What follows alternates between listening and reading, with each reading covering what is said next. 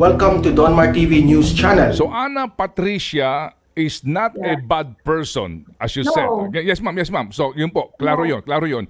But, yung kanyang affiliation kaninyo sa CPP, NPA, NDF is bad.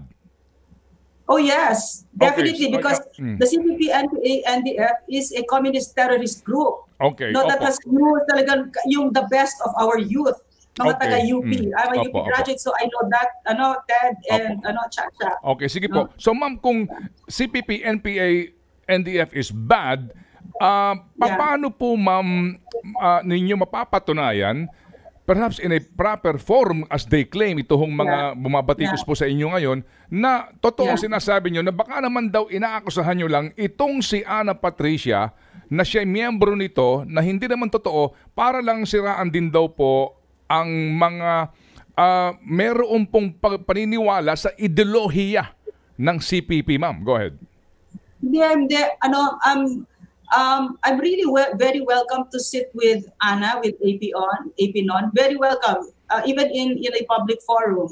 Very, very welcome. Gustong-gusto ko yan to sit down with her and have a conversation. Para siraan ang CPP. Siraan, kailangan ko lang sabihin ng katotohanan kasi sirang-sira talaga yan. Yan talaga ang 52 years na pasakit at pahirap sa ating mga kababayan. No? Ilang mga anak na natin ang namatay. Ilan yung mga anak natin, mga katutubo natin, mga kapatid. We don't even have the real numbers, Ted. We're talking about genocide. Baka millions na yan na napatay, di ba? So, sisiraan ng CPP, hindi ko kailangan magsinungaling para siraan sila kasi talagang kailangan wakasin na yan. Wakasan na natin ito. Tapusin na natin itong salot na to. Yun yung sinasabi ko hindi sinisiraan ang kabutihang asal na ginagawa ni AP Non. Hindi. In fact, we laud it and we're very welcome to working with her. Gusto nga namin yun kasi pag nag-partner na ang public at saka ang gobyerno at ang mga mamamayan, ang panalo dito yung pinakamahihirap nating kapatid. Okay, sige ma'am. So, ngayon po ma'am, ang reaksyon ng ating pong mga tagapakinig, kaya nga po kami nandito ho para maipaliwanag niyo ho ng husto ang panig po ng gobyerno, is that sinasabi niyo nga ninyo, ulitin ko lang ha, hindi naman masamang tao ito, gumagawa ng kabutihan ito, pero siya ay miyembro ng CPP, NDA, NDF na masama. So, kumbaga, kung daw po ay na-tag mo, na red tag, kasi kaliwete ito, pulahan ito eh. Kung na-red tag mo yung tao, yun daw po ang nabibigay ngayon ng masamang impresyon na yung taong gumagawa nito ay may agenda sa likod ng kanyang kabutihan. What's your reaction to that, ma'am? Kaya nga sinasabi namin na mag-ingat kayo. Sinasabi namin sa mga kababayan natin, mag-ingat kayo, lalo pa we found out that she's raising funds, which is okay. Which is okay that she's raising funds. Pero yung mga kababayan natin na out of the goodness of their hearts ay nagbibigay, sisiguraduhin nyo na pumunta yan sa gusto ninyong yung kinauukulan, di ba, kung bakit kayo nag-donate, which is the poorest of the poor. Kasi ang pattern ng CPP, NPA, NDF ay walang humpay na paghihingi ng donasyon dito sa ating mga kababayan and abroad. International audience kasi I was also part of the delegation that went to Europe and spoke to yung mga international NGOs na niloloko kayo nitong mga ito, and I saw with my own eyes yung mga brochures na pinapadala nila na puro kasinungalingan para lang makahingi at makakikil ng donasyon na napakalaki. So yan ang pattern ng CPP, NPA, NDF, and in fact the CPP, NPA, NDF is the biggest crime syndicate in the country na umaabot sa international shores. So ang pinag-uusapan natin dito, mga halang ang sikmura, wala silang mga konsensya, kahit may mga anak natin, mamamatay, wala silang pakialam, they'll step over the bodies of our dead children.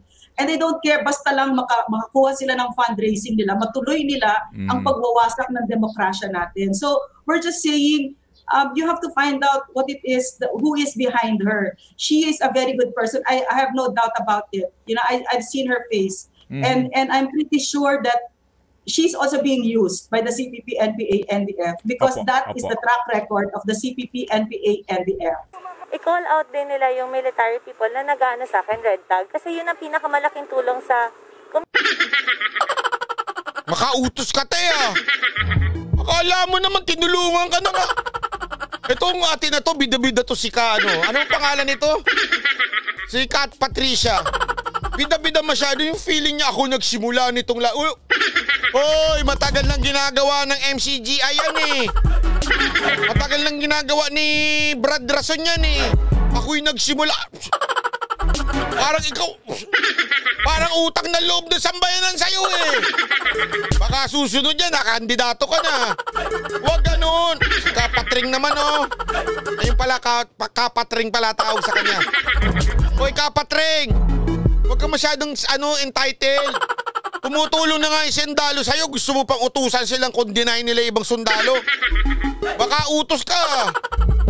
Maging pangulo ka muna. Ang pangulo lang pwedeng umutos sa mga sundalo.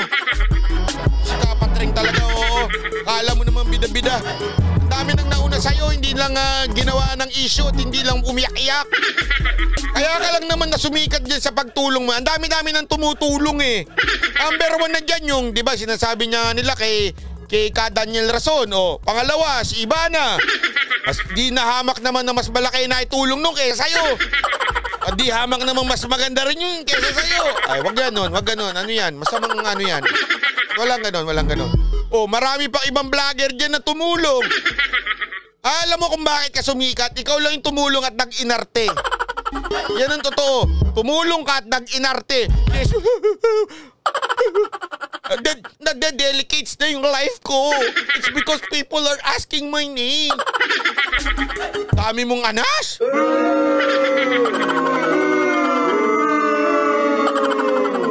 Community pantry, hindi lang po sa akin na mapanatiling safe kasi po may reports din from other community pantry na merong harassment.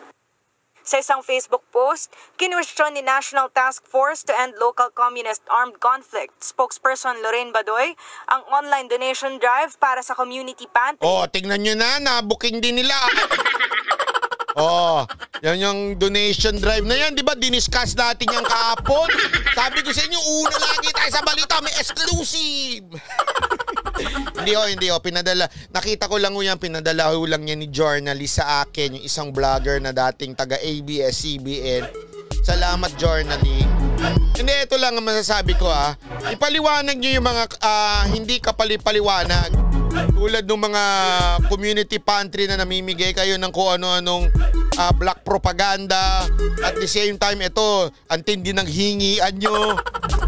Ginagawa nyo ng negosyo yan eh. Ano ba yan? Networking na ba yung community pantry na yan?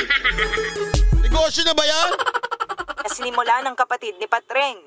Mahigit $17,000 na kasi ang nalikom nitong pondo. Kapatid daw niya! Sa parang post, binanggit din ni Badoy kapatid daw niya! Ulitin nga natin yun! Ulitin natin, na sinimula ng kapatid ni Patreng. Oy, Kapatreng! Kapatid mo pala yan, ang laki na ng kinita, $18,000. Pwede ba natin daigin niya mga banateros? Si Banat Bay nang ingi na naman. Banat Bay. Alam mo, kung pwede lang ako magsimula ng ganyan, magsisimula talaga ako niyan. Tapos, as in diretso dun sa wala akong magwi-withdraw talagang yung DSWD para dagdag tulong sa mga kababayan. Doon ako magtitiwala. Kasi yung retired general ng DSW secretary, kaya may tiwala ako dyan. Di ba? Mahigit $17,000 na kasi ang nalikom nitong Oy! Laki ng pera! Pera o bayong. Pera o bayong. Ay, kaya pala naman, dami-dami yung Ang tindi ng racket nyo, brad Sa parehong post, binanggit din ni Badoy ang mga organisasyong kinabibilangan umano ni Patreng. Pero ipinagkibit balikat na lamang ito ni Patreng. Nakahanda na rin daw si Patreng na magbigay ng audit ng kanilang gastos gaya ng hamon ni Badoy. Ready naman, ready po, sige po. Actually, very busy po ako. Pero sige po, call out na lang din ako ng mga volunteers na willing tumulong sa akin sa accounting. Sa kabila naman... Magandang negosyo ito Grabing negosyo ito Ayos Ang galing gumimik